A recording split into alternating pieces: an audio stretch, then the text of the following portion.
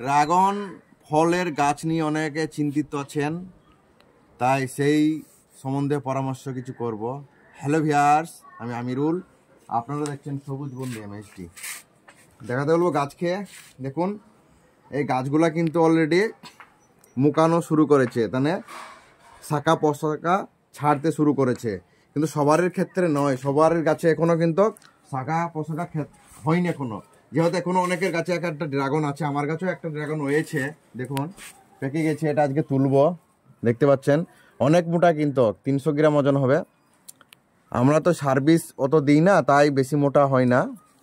আর যারা জমিতে চাষ করে তাদের 1 কিলো ওজনের হয়, তারা অনেক মেডিসিন মারে। তাই দেখতে পাচ্ছেন এই যে গাছগুলো এটা ড্রামের মধ্যে রয়েছে বলে এটা প্রচণ্ড জো পেয়েছে, তাই ফল শেষ হওয়ার সঙ্গে সঙ্গে এগুলা শাখা পোশাকা ছাড়তে শুরু করেছে।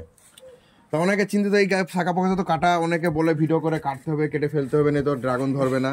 তা আপনারা চিন্তা করবেন না, এখন কাটার কোনো প্রয়োজনই নাই আপনাদের ডাল। এখন আপনি যত পারেন ডাল বাড়াতে থাকুন, যত পারেন ডাল বাড়াতে থাকুন। পারলে আপনার এখন কিছু DAP সার দিয়ে দিন হালকা করে, তাহলে দেখবেন আপনাদের গাছের জো পাবে আর এই শাখা পোশাকা আরও ছাড়বে। দেখেন এইগুলো, দেখেন ফল শেষ হওয়ার সঙ্গে সঙ্গে এগুলো এগুলো বেরিয়ে এগুলো বড় হয়ে গেছে। তা এই সব ডাল যেগুলো থাকবে এগুলো দেখেন ঝুলে পড়বে আর এগুলাতে ফল ধোয়া শুরু করবে। আর ডাল কখন কাটবেন? ডাল আপনারা এপ্রিল মাসের 2-3 তারিখ 4 তারিখের মধ্যে, যেগুলো ছোট ডাল, যে এই ডালগুলো যদি দেখতে পাচ্ছেন এগুলো যদি ভোতা হয়ে যায় তাহলে এগুলো কেটে ফেলবেন।